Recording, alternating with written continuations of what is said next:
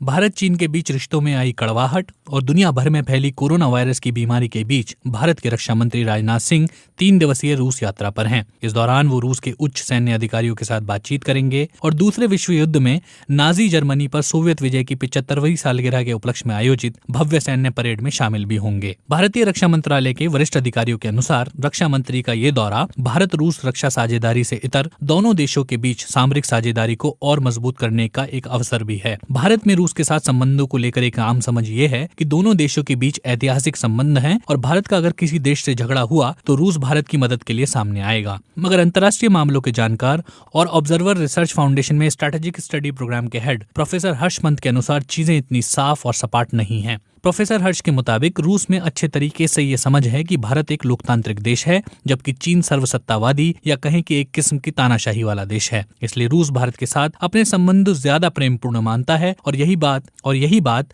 भारत और रूस के पुराने घनिष्ठ संबंधों का आधार भी है।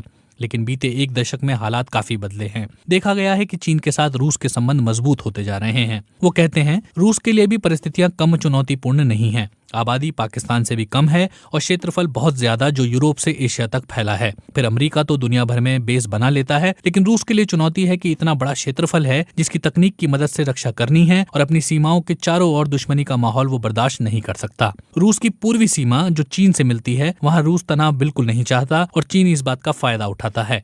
दूसरी ओर रूस की अमेरिका और उसके सहयोगी कुछ यूरोपीय देशों से भी खींचतान है। ऐसे में रूस के पास भी सीमित विकल्प बचते हैं। यहाँ भारत कोशिश कर रहा है कि रूस के साथ संबंधों में नए आयाम लाए जाएं, क्योंकि दोनों देशों के संबंध सिर्फ डिफेंस से संबंधित रह गए हैं और बाकी जगहों पर दोनों देशों के मतभेद बढ़े हैं। जैसे इंडो पैसिफिक की रणनीति पर भारत से ज्यादा चीन और रूस एक दूसरे के करीब हैं।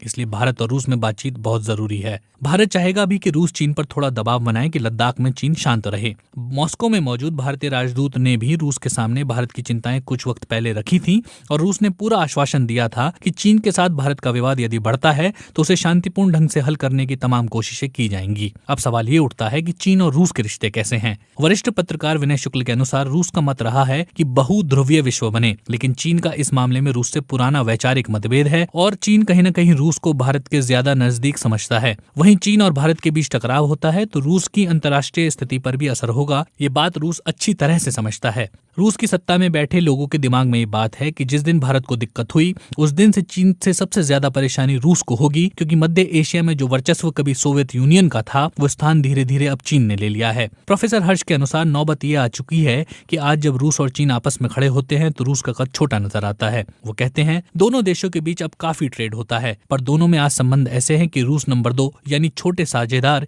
या छोटे भाई के रूप में भी चीन के साथ खुशी से खड़े होने को तैयार है, क्योंकि वो अमेरिका को ज्यादा बड़ी परेशानी मानता है और उसे मैनेज करने के लिए वो चीन की मदद लेने तक को तैयार है। पर यहाँ भारत के लिए परेशानी जरा अलग किस्म की है, क्योंकि चीन से खटपट होने के बाद रूस की मदद से भारत तीनों देशों के बीच पावर का एक बैलेंस बनाना चाहता है। विनय शुक्ल के मुताबिक रूस और भारत के बीच हुई संधियों में एक प्रावधान ये भी है कि दोनों देशों की सुरक्षा के लिए कोई चुनौती होती है तो दोनों देश एक दूसरे से विचार विमर्श करेंगे। रक्षा मंत्री की रूस यात्रा को इस नजरिए से भी देखा जा सकता है। सोशल मीडिया पर एक तबका विश्वास करता है कि भारत के कहने पर रूस चीन को धमका सकता है और उसे नियंत्रित कर सकता है, पर प्रोफेसर हर्ष इस बात से इत्तफाक नहीं रखते। उनके अनुसार रूस एक कमजोर शक्ति है जिसे खड़े होने के लिए चीन की सहायता की बड़ी सख्त जरूरत है। रूस की आर्थिक हालात खराब है जिसमें चीन से उसे मदद चाहिए। ऐसे में भारत को खुली आंखों से ये देखना चाहिए कि रूस के लिए भारत भले ही एक महत्वपूर्ण साथी हो, पर वो भारत का एक तरफा समर्थन करने की स्थिति में कभी नहीं है। वो कहते हैं कि रूस भी इस मामले में अन्य देशों की तरह कूटनीतिक भाषा का ही इस्तेमाल करेगा। हर्ष पंत का यह भी मानना है कि भारत और चीन के बीच अगर तनाव बढ़ा या छोटी मोटी लड़ाई हुई तो रूस की उपयोगिता बहुत ज्यादा होगी, क्योंकि भारत के पास भारी संख्या में रूसी हथियार और मशीनें हैं जिनकी सर्विसिंग और रिपेयर में रूस की बहुत जरूरत होगी। इसलिए भारत के पास रूस को नाराज करने का कोई विकल्प नहीं है। अगर आपको वीडियो अच्छी लगी तो चैनल को सब्सक्राइब करें, वीडियो को लाइक करें और बेल आइकन पर क्लिक करें।